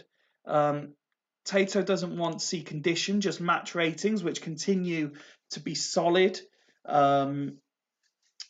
Is he going to change anything here, do you think? Maybe Gallardo for Constantinou just to have a more natural attacking midfielder. Could even then swap him with Etsabaria if he wanted. He'll make a change just to look like he knows what he's doing. He'll make a change so it's like, yeah, I know what I'm doing here, a little tactical change. What happens if Dudley pull 2 back? He'll do something here just for the sake of it. I don't know if there's any need. He seems pretty in control. Well, we will wait confirmation. It is a change. Gallardo for Samac. And nudge Constantinou up top, asymmetric style. There we go. So he's going more attacking. It's I'm not a big massive fan of asymmetric, but you've got centre forward now playing centre forward, so it makes a bit of sense. Better for me. Yeah, I think it looks better. Fairly even conclusion to this game. Doesn't look like Dudley are really threatening. And Etsabaria, I looked to have wrapped it up, but it was ruled out for offside. We're into injury time. Dudley Hill do pull one back through Roy Mackay, but it was too little, too late, and Ledesford run out 2-1 winners. So suddenly Ledesford and Hools are the night's big winners, and a deserved victory really for Ledesford. A very poor outing for Dudley Hill. Yeah, can I just say I've got an idea, something that I want to do, and I'm going to say it, and then we move on, and I keep forgetting to say it, but I think it might be quite interesting what we could do. Okay. Get like a screenshot of every side's lineup from the first game of this iteration, and then get one from now, put them together, and we'll stick a Twitter poll on, and everyone can vote whether the sides have improved over the. I can sort that for you. Do that. I thought that. Well, so you want you want game 1, like Dudley Hill game 1 season 1, and Dudley Hill game like tonight. Yeah. I think that'd be quite interesting to see where the teams have gone. All right, I can do that. And yeah, I'll post them. I didn't mean to put more work on you. I was up for doing it. But no, mate. Honestly, that won't take me. That won't take me 5 minutes. That's it. I'd have to search through YouTube videos and screenshot. Yeah, So. no, I've got the save in front of me, mate. It's fine. Yeah, I nice will. one. Do you know what? I might even do it tonight before I switch it off Nice one. I think that'll be quite interesting to have a look at. to see my first Devils 11 against Rob's current Devils 11, that kind of thing. Yeah. Let's that'll sure be interesting. Let's have a look at Abiati getting man of the match. Pulled off a string of saves during that game. Steve questioning how he is, where he is in the table. It's absolute gash. He also We've saying been great through that, idea, haven't we? Hodgie, as is Tato. Very interesting, says Dimball. It seems a lot of people want to see it. It's fairly solid ratings for Dudley, despite being completely outclassed, isn't it? Yeah, but again, it's like what Steve's just said. How are we where we are in the table? And it's sort of what I alluded to earlier on. Because nobody's doing anything, are they? Correct. Everyone's just beating each other. So, you lose ground on a couple of teams one week, but then they lose the following week and you win. And that's how the table's so tight because no one can get on a run. But yeah, like you say, Tate will be delighted with that. If he's not won away from home all season, that's a massive result. But even if, just going away in the Super League, getting a win, good result, he'll be delighted with that. Nobody's let him down there. No, absolutely. Ledesford, equally solid ratings throughout. No one really excelling, just a solid team performance away at the champions. And as we've said, given other results tonight, a massive 3 points that for Ledesford. Yeah, definitely. Tato saying, what a wank little performance individually. It's all about the team, though, Tato. It's all about the team. And that means that we've saved the top two for the last two. So we go to the league leaders. Fulchester, they're away to Astor, who have made a habit. Not only are they the draw specialists, but they like to take points off teams in the top six. And this is how Astor line up tonight, a slight alteration. So we've got Youngberg and DeVio in support of Rossini, Emre and Emerson in centre midfield, Placente and Finnan out wide with Ambrosini in his more favoured defensive midfield role with the forward arrow, Honsho and West at centre back.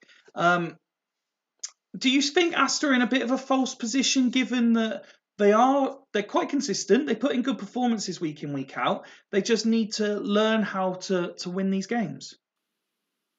Well, I'm a big believer of the league table doesn't lie, so I wouldn't say they're in a false position. I think they're in a position that represents how many points they've got and how good they've been. Really. This looks all right from Alf. Everyone's seems to be in sort of the right position. Needs to get the ball up to Rossini, don't he? He's a danger man. You look at that and you sort of think there's not many goals from sort of the midfield. The wing backs are You decent say that, players, but but they're again, not as the wing pointed backs to out, score goals. up to this point, 20 goals in 16 games is more than a number of teams. Yeah, but it's not brilliant, is it? No, not at all. And Alf points out that they are missing Franca through injury, who has been very good this season with 5 goals and 4 assists in his 15 games. You see, Franca's playing AMC. I'd say Rossini and Franca are goal threats, but Ljungberg and DeVio, I don't think have that same threat. Okay, let's have a look at the league leaders then, who are without the suspended duo Gattuso and Yepes, but they welcome back Nicky Butt, and John Curtis comes in with Melito going on the bench. Yeah, well, to start off with, I can't believe I've not seen a league table for a few weeks. I've been pretty busy and I've just been sort of coming in, catching my game and whatnot. And I can't believe that with how much Campbell is fucking banging on, that he's not even fucking top. Fulchester at top.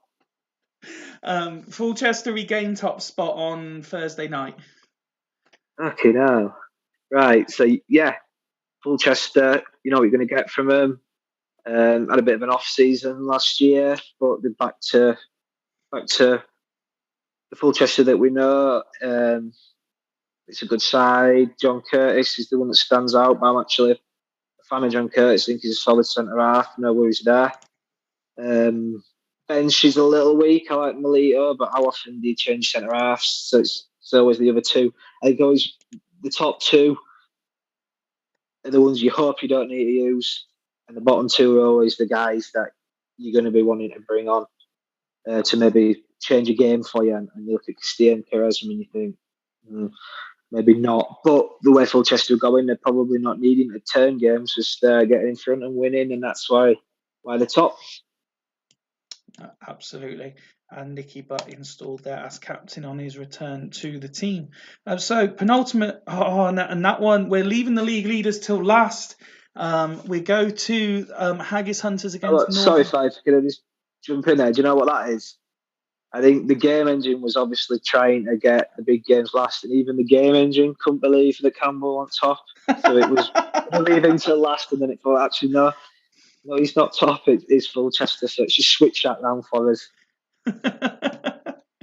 Let's have a look at Northern Burn then, who travelled to Haggis. Jens Novotny was recalled from the reserves for last time out, given the captain's armband, given the lack of any defenders available, and put in a man of the match performance. Then went and injured himself in training and is unavailable. Cannavaro's still out, so Okoronkwo comes in. Another Ghost Game scandal, ridiculous, says Macca. If I could stop it, mate, I would. I don't know why it does it. Who loses Ghost Games? Me. So this is the team. Hofflin and Okoronkwo at the back. Vesterval keeps his place in goal with Toldo remaining on the bench. On loan, Abel Javier keeps his place alongside Sunday Olasey. That is despite Roy Keane being available again. He's not selected. Colin Emerton out wide. Aymar, a man that you know very well, in centre midfield. And then Robin supporting Cliver and Owen. Yeah, it's almost like Mr. Edwards has picked this team while he was driving barefoot to Dundee, eating Toblerone. It's a very, very... That's an Alan Partridge reference, actually, that he will get. So you looked a little bit confused there when I said that. But I was checking. I clicked off the screen while you were talking to make sure I hadn't missed Roy Keane coming in. So you weren't even listening? No, I was listening. I was just checking. Yeah, it's a strange one. Not a strange one. Obviously, you can understand why he's doing it because he's bottom, but it's so unlike, Elise, Xavier. They did win last time out, as you well know. Yeah, they did. They beat us, who aren't very good, and needed a penalty to do it. So if you take encouragement from that, you're definitely a glass half full rather than a glass half empty kind of guy. Ian saying he got the reference, by the way. I knew that Ian would. I thought you were thinking I'd maybe just taken something a few minutes ago. No, you just can't see me clicking off screen. That's all. Yeah, it's always been the Galacticos, hasn't it? So your Keens, your Vieiras, your Totties, none of them are in there. Well, this is what Tato's saying. He's put, Ian, you've gone from having 2 or 3 immense DMCs to having Xavier and Olasey in there. Yeah, I did this when I was at SLF. They had Robin, Shevchenko, Totti, just brilliant, and I couldn't get him going. And Robin and Shevchenko, I just fucked off. Like, I've had enough here. I didn't even pick him. There's so many players that everyone seems to think are brilliant, and they're so fucking hard to get going. If Burn can get a result against Haggis, they move within a point of you. That's still fucking poor, isn't it? He's still behind me if he wins. How many times has he done that this season? Haggis keep an unchanged 11 from last time out. Although, interestingly, both of the new players that they brought in during the recent window, they started game 1, got dropped to the bench for game 2, and now miss out entirely with Zidane and Smith getting on the subs bench for this game. Well, again, it's that thing, isn't it? Right, there's a transfer window. Right, Sam, you can make 2 transfers. Yep, done there. You can do an out of the league transfer. Right, got to do one. So I'm going to bring someone in. We're 5 years deep. If he's not in the league now, right, there's a reason. But it's like, no, I'm going to buy him, right? Everyone tells him he's shit. So it's like, right, well, no, I know better, so I'm going to play him. Oh, yeah, maybe he's a bit shit. So, right, no, but what I'm going to do now is I'm going to put him on the bench. So I'm still picking him. I brought him in and I'm still picking him. And then slowly everyone sort of forgets about him, and you just drop him and he never gets seen again. He'll be in the reserves next. Yeah, he's rubbish. He shouldn't be near that side though, should he? What's the need for him? look at that midfield. It's been brilliant. Absolutely, including Joe Cole, who had his doubters at the start of the season, but he's had an excellent season. 2 goals, 3 assists, 1 man of match performance in 10 starts, just under an 8 rating as well. Yeah. I got rid of him, and I never even, to be honest, I never even had a second thought. I never thought, oh, that's a bit dodgy. I just thought he's usually a bit rubbish, and he's been great. Yeah, fair play. Ian saying shush. Yeah, you see, that's the level of Campbell in it. I've been brought on here. I've given my PayPal details out to Al, so I'm technically on a wage, and he's now wanting me to be quiet. For the penultimate game, Haggis Hunters at home to bottom of the table Northern Burn. I'd like to see a list of all the out of league transfers done by managers in this particular save. Can that be done, please? I'm sure I could work it out. Yes, that might take me a little bit longer than what Hodges asked for, but yes, I can sure sort that out for you as well, Tato. Score See, prediction, please, Hodgie. I'm gonna go 2-0 Haggis. 2-0. I was always going to say the percentage of auction players that play regularly must be very, very low. And Viduka's got 2 goals while you were saying that, and Burn are already 2-0 down to Haggis, 9 and 11 minutes, and it is all Haggis. They're looking for the third, really going at Burn here, who finally managed to have an attack of their own, but it is absolutely being dominated by the home side. Yeah, they score lots of goals as well, don't they? They do. Top goal scorers in the league, and that'll maintain with these goals so far tonight. Burn tried to get one back before half time. I'm sure this is Rob Eady's second game of the night as referee. But half time comes, Haggis deservedly 2-0 up. I'm assuming most are in the reserves, Dims. Yes, most are. Impressed by Haggis's first half performance there, Hodgie? Yeah, really good. Creating plenty, tall on target. They took a couple of chances. Centre forwards got the goals. That's what you want. Absolutely. You could maybe say the tackles are a little bit low. That's just if you're just picking because Solid will be happy with that. Samuel and Stam have had very little to do. But what they've done relatively well. Mark Viduka with a 10 rating at halftime. Kesas, who it's been an interesting one. In terms of the attacking players, he's the one that's been dropped fairly consistently, seemingly anyway. But he's contributed with goals, not so much with assists. Having another good performance. Him and Viduka have sure struck up a very good partnership this year. Yeah, they have. Yeah. Again, I always think it's an out of league signing. It's a player. I don't know. Is he great? I don't know much about him. Was he expected to come in and play every week? Had he brought him to play every week, or is he? He turned down a couple of other Super League clubs over previous years, and then eventually Haggis did enough to sign him. So other managers wanted him. Yeah, I don't know if he's been brought in to play up front every week or whether he's just found himself with an opportunity and he's took it and he's not looked back. But he's done all right and he's done well. As for Burn, it's not quite gone to plan, has it? Very, very average 6 looking performances, and this is kind of what happens when you're bottom of the league, isn't it? Yeah, you get stuck in a bit of a rut. It shouldn't be happening though. I mean, like Tato pointed out, Elise and Abel Xavier, they're not good enough. But look at the other players in there around them. Aymar, Akaronko, Cliver, Hoffland, Robin. They should be doing better than what they're doing. Everybody probably bangs on and says the same thing every week, and there's no answers at the minute. I think I've always been a big believer in that there's always going to be a side that's down at the bottom, and there's always somebody who's just going to feel like they're just pissing in the wind every week.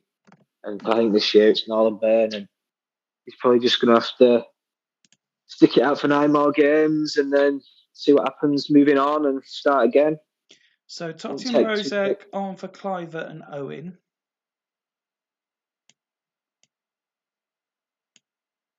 Robin and Brozek up top.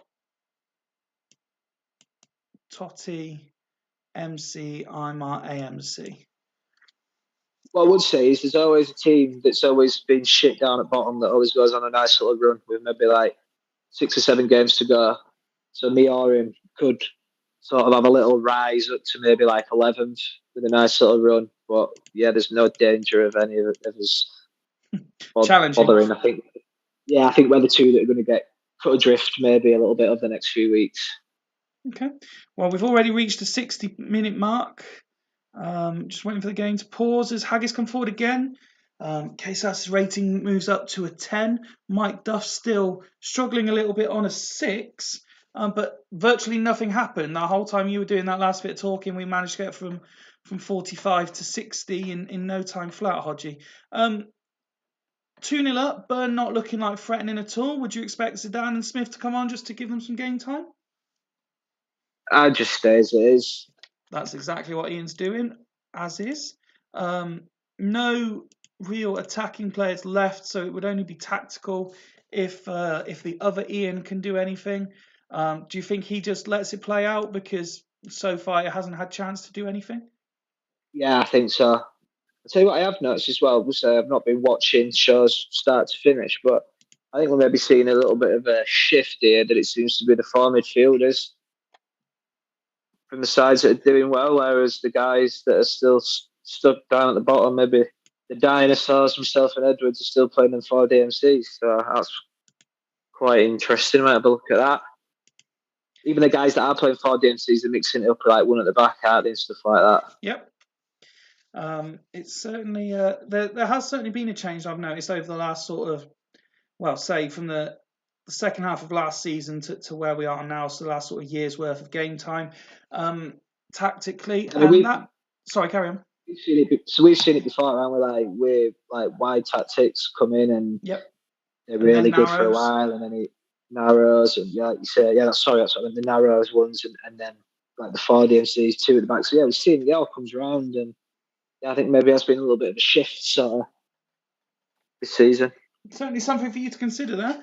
One eye Ian loses to two eyes Ian as the game sort of peters out and finishes 2-0 as it was at half time. Yeah, I'll be delighted with that. It's just that solid, means isn't if Fulchester fail to win, Haggis return to the top tonight. Yeah, we'll all hear about that. It's solid though, isn't it? It's one of those you can have 2-0 wins where you maybe feel that there were moments where you were up against it a little bit, but yeah, there wasn't. I don't think there'd be any. I think he'll just watch that pretty calmly, and he'll be happy with it. Yeah. Just distinctly average from Northern Burn, borderline poor from them, and like you say, Ian's not one that he'll get too downbeat because he's seen the lows, he's experienced the highs of what the Super League has to offer. He'll just be very happy when this season's over, this save's over, and he gets to start all over again. Yeah, that's it. I don't think there's too much to talk about here, is there? That haven't been said. Well, congratulations to Haggis, who piled the pressure on, and given again other results tonight, the perfect time for them to win. So we've already seen both of these sides. So, Hodgie, for the final time then, a score prediction, please, as we've got Astor Athletic, who, just as a reminder, look like this, at home to current league leaders, but now we know Haggis have won. They have to win to stay there. Fulchester United. 3-1, Fulchester. 3-1 Fulchester is the prediction. And both sides have chances within the first 10 minutes, neither managing to score. Astor build a little bit of a head of steam. Trezeguet with a chance though for the away side. Both sides they're creating a little bit here. Fulchester maybe just edging ahead in that respect. Half an hour now on the clock, but another 8-9 minutes flies by with nothing happening. So Macca saying as we reach half time, Astor 2-1 I bet. Macca, pressure back on. Are you up for the fight? Says Ian. Imagine if you had a second decent striker next to Viduka, says Tato. And here we go, says Macca. But half time, 0-0 Hodgie. Both sides have created. Asta wasteful with their chances. Fulchester perhaps a little bit unlucky not to have taken one of theirs. But this is synonymous with what they do. Fulchester, they just score enough, don't they, to get the points. Yeah, you always feel like sort of pressure's building as the game goes on when you play against them, sort of like those old Man United sides against Ferguson, that Alex Ferguson has. It was just like, how did they score so many late goals? And it's because they just keep going, tires you, grinds you down. That one lapse of concentration they have you, and yeah, that's how it sort of feels like it's going at the minute. You mentioned Devio and Youngberg. That wasn't really a threatening attacking midfield duo. They've both got poor ratings, as is Rossini, due to the lack of attacking intent. Would you maybe look at them going two up top with one in behind and bring Louis Zhao on? Yeah, I think so. I mean, Devio is one of those guys I wouldn't. He'd be just in the reserve straight away. I wouldn't even give him a look. He's an FLC as well, isn't he? Which I'm all right with that. He is. I don't like them. Well, he is. He's coming off, but it's Masera coming on at half-time for him. An AM FLC. Yeah, even that's an improvement. He looks quite good actually, doesn't he? As for Fulchester, a 5 for Lucio, but he's had very little to do. Nicky Butt on a 6, he's had very little to do as well, obviously. Shevchenko on an 8, the pick of the bunch, despite not actually having a shot on goal. Shots for Comandini and Trezeguet. Beckham with the other attempt, but his wasn't on target. Do you expect Maka to change much here? No, I think, well, he likes to change the striker, doesn't he? Is that what Castillo does as a striker? That could be an option, but I wouldn't have thought so with that bench. No, Maka rolling as is till 60. So on we go with the final game. Asta have made a change. See if that livens them up a bit. 52 now on the clock. Youngberg on the ball, and then 10 minutes flies by with nothing happening. 68 now on the clock, just waiting for the ball to go out of play.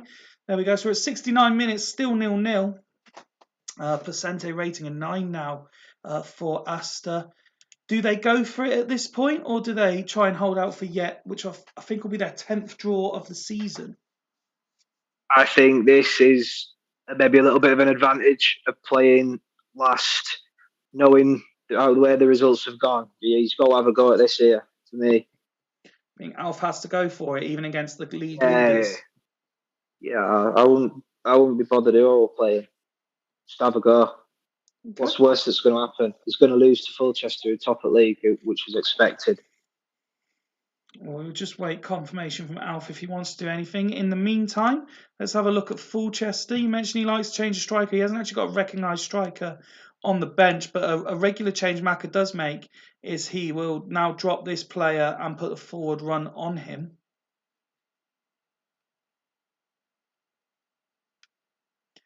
Interesting to see if he does that. Ratings, again, defensive players, obviously still not much coming from Asta. So I'm not sure if Maka will do much at all here, other than that change I mentioned, Hodgie. I think he will drop Shevchenko and put the forward arrow on. Does Beckham do much? Never really noticed him, to be fair. He does get a fair few assists. All right, doesn't he? Yeah. Fair few assists, yeah. Yeah, he's doing all right. So we've got confirmation of the changes then. So JFC is coming on for Trezeguet. And then Shevchenko for Trezeguet is the change for Fulchester. As for Asta, Youngberg off for Louis Zhao and go 2 up top. So both managers making attacking changes. Do you think that will herald a goal in these last 20 minutes? Yeah, I think there's going to be a winner in this. And it could be either way, to be fair. Both had a go. Asta were the team who got the injury time limbs against Loco last time. And there is a goal. It's Castillo, the substitute. Oh, it's been ruled out for offside. Nedved took it too quickly, it was. Jesus fucking... Oh, hang on. Alf's made a late extra comment that he wants the strikers the other way around.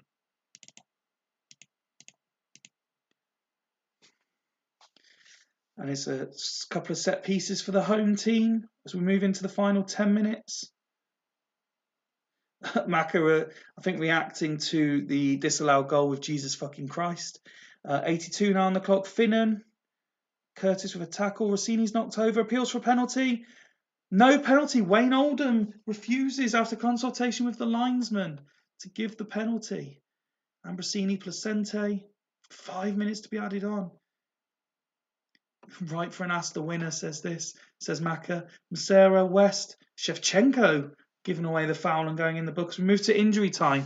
Asta did it late on Thursday. They're going to do it late again. Offside, Steve Finnan. Beckham now, fouled. Free kick given. Beckham takes it. And one last chance maybe, Nedved. West clears. And Asta on the counter. Emre, Luisao. Butts booked. Free kick to Asta. Placente. Ambrosini. Corner kick given. Curtis heads it clear. That'll be it. Full-time whistle goes. It ends Asta Athletic. And am I right? No, that's their 8th draw. I do apologise. 8th draw of the season. Asta Athletic 0. Fulchester 0. And what a sad, drab way to end tonight's entertainment, Archie. Yeah, it was. It was fairly entertaining. To be fair, on it, they were a little bit in it. It seemed a little bit more entertaining than some nil-nils have been. But yeah, it's a shame really that neither side could sort of excite us a little bit more with a winner there. Asta, solid defensive display with the pick of their players all in defensive areas. Asta the party poopers again, says Alf. Well held out, Alf, says Maka. Goal disallowed for no sufficient reason. Let's see why that goal was disallowed for Castillo. I believe it was because Nedved took the set piece too early. So here we go. Shevchenko gathered the ball, tried to find Castillo. He moved forward, driven low. So we need to go back even further, actually. Curtis found Butt with a low pass. West intercepted it but couldn't control it. Shevchenko gathered it. It was driven low and scored, but it was ruled out. Oh, because Nedved had fouled Emerson in the build-up. Is the reason it was disallowed. But we couldn't see that in the text commentary. So yes, a foul by Nedved is what the game got pulled back for. Maka will not be happy seeing that.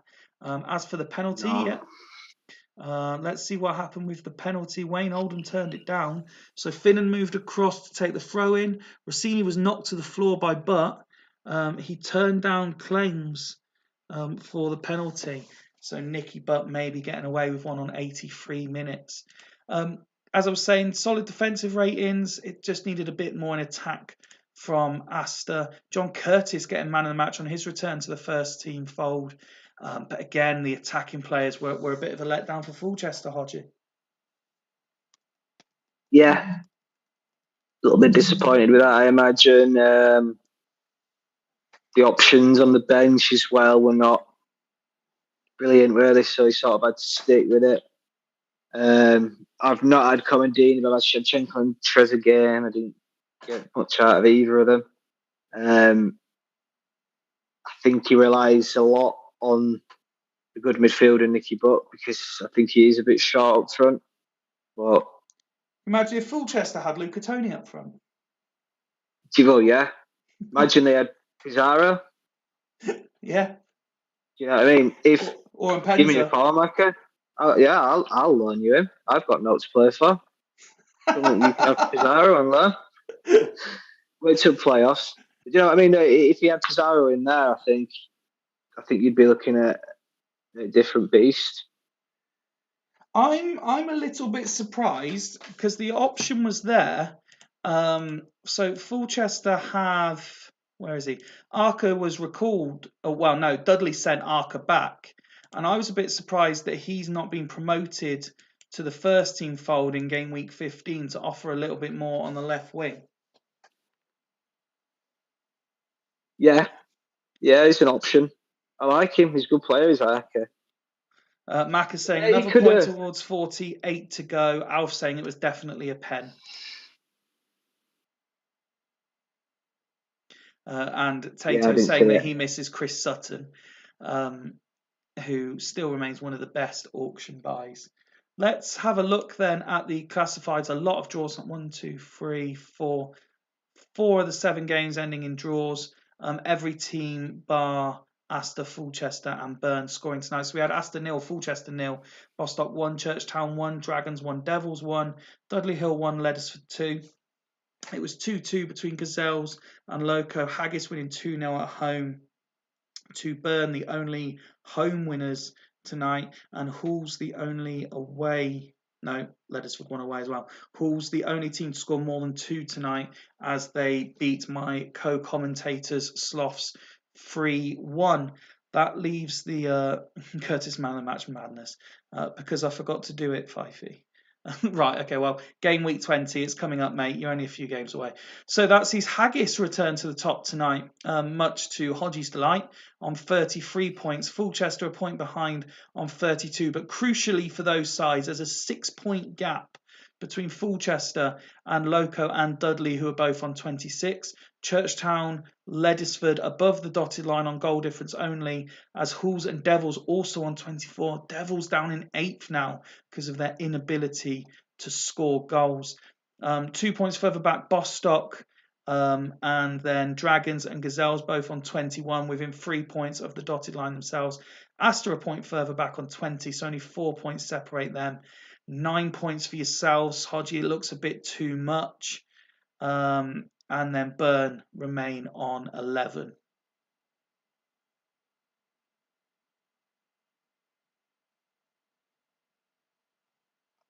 Let's have a look then at the fixtures for Thursday. We've got Bostock against Astor, 2 teams who really need to win to keep the pressure up. Battle of the top 6 sides, Churchtown and Leddersford. Anyone who loses that game almost certainly out of the top 6 at the end of the night. If it's a draw, they both could be. Fulchester at home to Sloths. Hodgie, I'm presuming second top versus second bottom, not a game you'll be looking forward to too much. We don't expect anything from any of them, so we've got to try and win, do his best, and see what happens. Pools against Dragons, looking to capitalise on any slip-ups in the Churchtown Leddersford game. It's third versus first, as Loco entertain Haggis. Sure to be a good game, that. Northern Burn, the former champions against the defending champions. They're at home to Dudley Hill. And then we have Devils at home to Gazelles. And Mac is saying, Hodgie, that's the 200-point game. Blame for me, because I didn't get any points today. I'll be on 199 if I win. 199. It's still very impressive points tally, to be fair. Yeah. I forgot about all that shit when I left Devils. Yeah, I didn't think about that. I could have been fucking miles in front, can I, by now? Yeah, fucking Are hell. you suggesting that your Devils wouldn't be sat 8th? My Devils wouldn't be sat 8th, no. And do you know what? Rob Sloss probably wouldn't be sat 13th either, in fairness. Just shows sometimes certain managers suit certain clubs. Yeah, some guys can work wonders with shit. I clearly can't. Hodgie, thank you very much as always for your time. It's always very entertaining having you on. Very much appreciate it. Yeah, cheers. Thanks for having me. I've enjoyed it. I will double check, but I think Thursday's comms is already allocated. But if not, I will send a message out. I will look now to do the screenshots you mentioned, Hodgie, and Tato. I'll have a look at all the out of league stuff. Probably Tuesday, because I record the pod on a Monday. So I'll have a look at the out of league stuff on a Tuesday. And send something out so you can see that. But thank you everyone for watching. Hodgie, again, thank you very much for your time. From me at Super League HQ until Thursday. Good night. Cheers, mate. Cheers, Hodgie. Bye, mate.